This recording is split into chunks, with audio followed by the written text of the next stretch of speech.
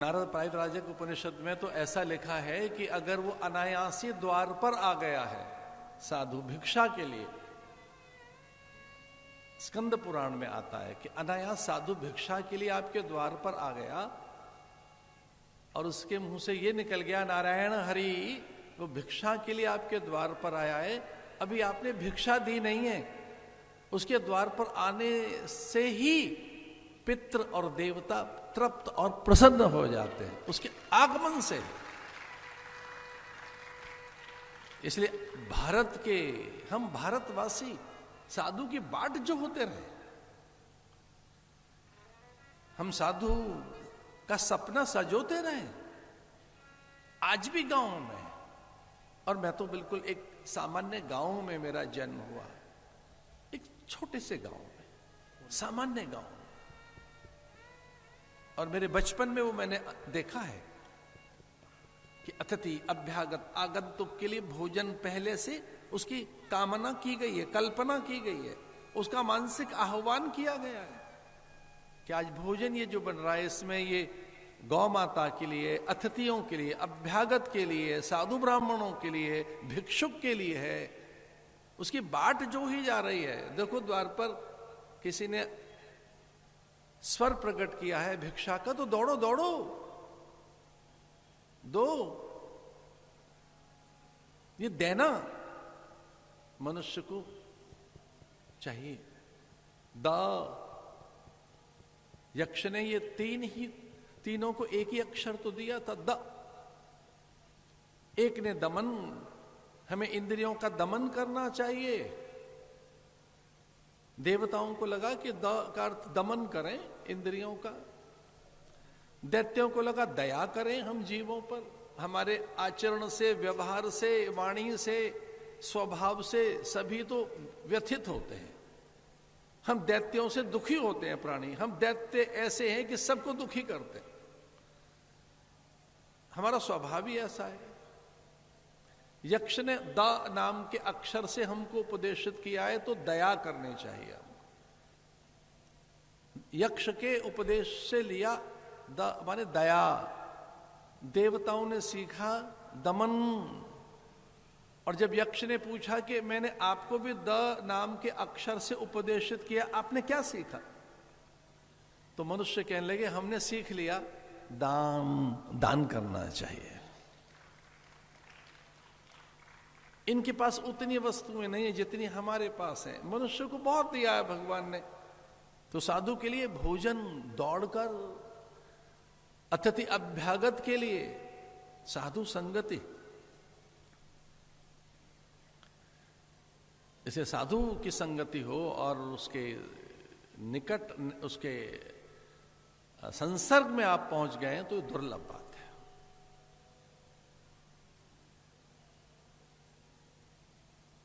परीक्षित साधु की शरण में है, उनकी शरण में रहिए, उनके अनुशासन में रहिए, उनकी आज्ञा में रहिए, आपके मुख से निकलता रहे कि मैं क्या करूं, किम करोमि,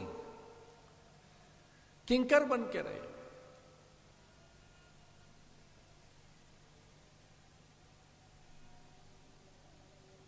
काशी में एक बार, ये पूज्य खंडानंद जी महाराज का प्रसंग है, वो बता रहे थे, वो अपने गुरुदेव का प्रसंग बता रहे थे, हमने श्रवण किया। वो यद्यपि श्रवण तो हमने वृंदावन में किया, पर प्रसंग काशी का बता रहे थे। वो किम करोमि, बस शिष्य को, साधक को, अनुयायी को यही कहते रहना चाहिए अपने गुरु से कि मैं क्या करूं, आज्ञा दीजिए, मैं क्या करूं, आज्ञा दीजिए, मुझे आज्ञा दीजिए, हुक्म कीजिए, आज्ञा दीजिए। हमारे राजस्थान में हुकुम बोलते रहते, हुकुम साहब, हुकुम साहब। हमारे पंजाब में भी ऐसा ही है, हुक्म के अंदर ही सब कुछ है, आदेश में। प्राकृत भाषा में तो सीधे सीधे आड़ाए मम धम्मम, ये प्राकृत भाषा। इसका अर्थ धर्म कुछ मत सीखो, धर्म क्या है ये कुछ जानते ही नहीं आप। जो गुरु की आज्ञा वही धर्म है। गुरु की आज्ञा कोई धर्म मान लीजिए, वही धर्म है। उसकी आज्ञा महा जनो येन गत सपंथा आड़ाए मम धम्मम, ये प्राकृत भाषा है। इसका अर्थ है धर्म कुछ नहीं है, जो हमारी आज्ञा यही धर्म है, इसका पालन करो।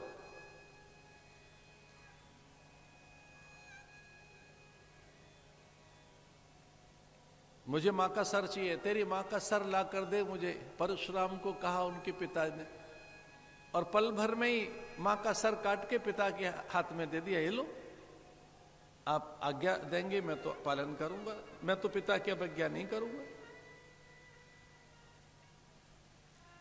आप ऐसी कोई आज्ञा दे ही नहीं सकते जिसमें अधर्म हो। पिता कोई अवज्ञा ऐसी आज्ञा देगा ही नहीं।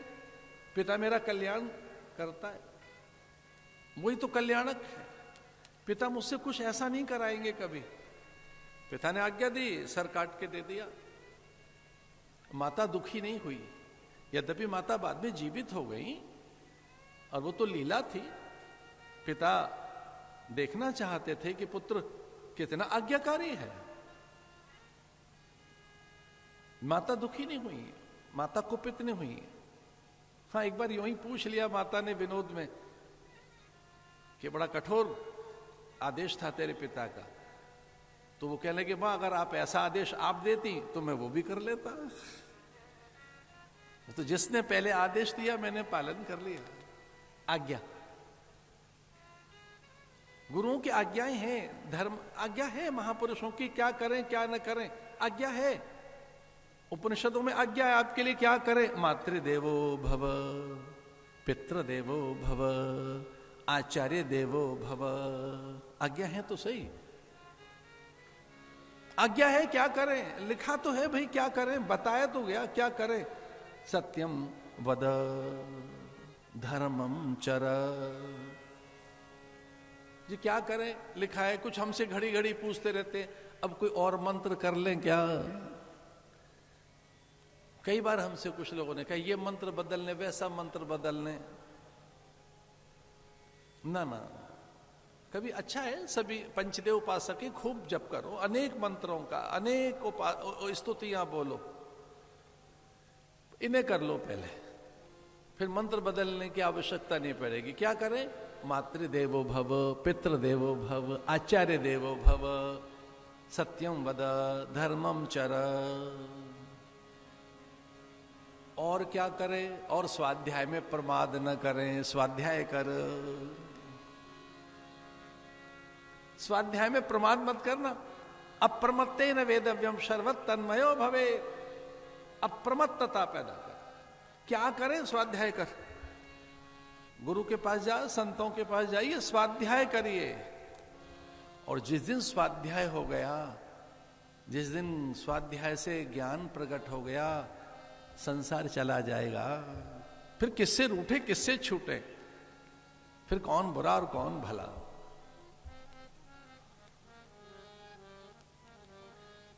किसको गाएं किसको रोएं, फिर राग द्वेष रहता कहां है।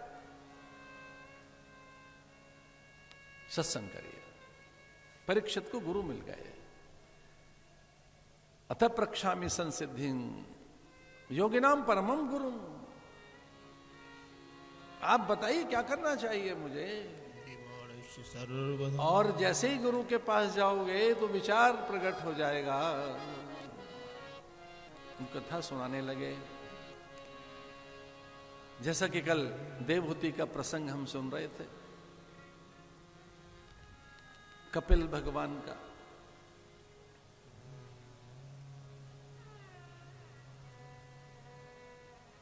प्रसूति की पुत्री सती, दक्ष की बेटी।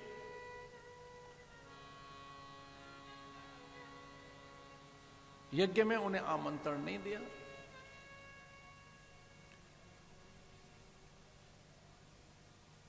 वे एक प्रकार से भगवान की अवज्ञा करके चली गई, महादेव की अवज्ञा करके।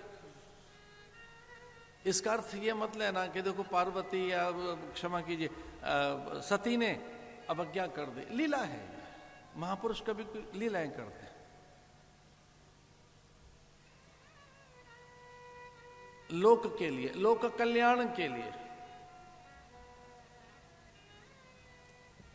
शिव का अनादर देखा जब उन्होंने, तो यज्ञ कुंड में कूद गई।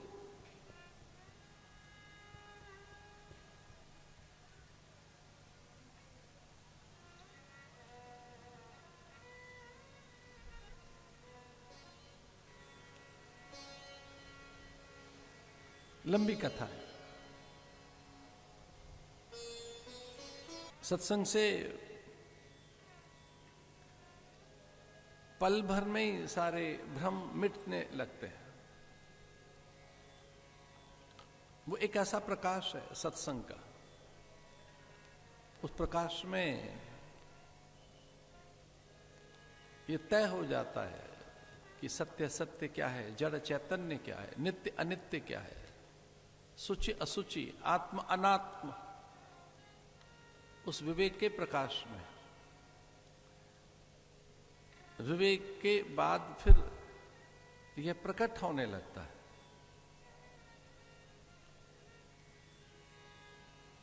हम सब भाग्यशाली हैं, यहाँ सत्संग में, कथा में बैठे हैं।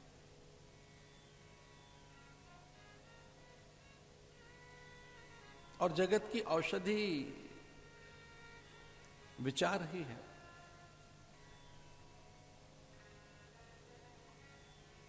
विचार औषधि। जितने ये सब भवरोग हैं, ये जो भवाट भी है, जगत तो मन में बैठा है। मन के कारण जगत है, मन के कारण ही दुख सुख है, मन के कारण ही भ्रम भय और संशय है। जगत बाहर नहीं है, हमारे मन में है, मन से ही दिख रहा है। ये माना हुआ है।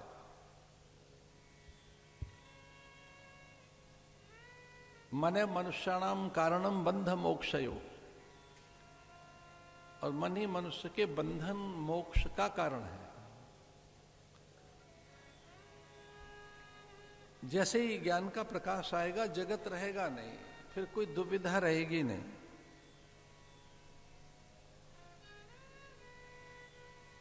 भगवान कहते हैं संशय आत्मा विनश्यति, फिर संशय रहते ही नहीं।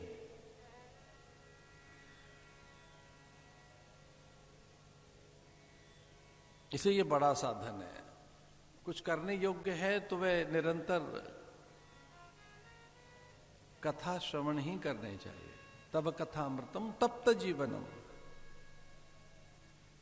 संभव हो सके यथा संभव महापुरुषों की संगति में रहो, उनकी सन्निधि में रहो, उनके संसर्ग में रहो, उनके निष्ठा में रहो, उनके आश्रय में रहिए। उनके आश्रय में रहोगे तो दुख मिटते जाएंगे, अन्यथा यहां दुख मिटेंगे नहीं कभी। वो द्रव्य की अधिकता से नहीं मिटेंगे, पदार्थों की प्रचुरता से कभी दुख मिटेंगे नहीं। उच्च पद पर प्रतिष्ठित होने के बाद भी दुख तो नहीं जाएंगे। कितनी वस्तुओं की बहुलता हो, अट्टालिकाएं बनती जाएं, वाहनों की लंबी कतार खड़ी हो आपके आंगन में, आपके आसपास अनुचरों का, सेवक सेविकाओं का बड़ा झुंड हो, और पल पल मन अवांछित पदार्थ भी आपको प्राप्त होते रहें, प्रकृति पर भी विजय प्राप्त कर लें आप, कदाचित देव भी आपकी वंदना करते रहें, फिर भी उस तत्व से दूर हैं आप। वो बिना ज्ञान के प्राप्त होगा नहीं। रहते ज्ञानान्न मुक्ति।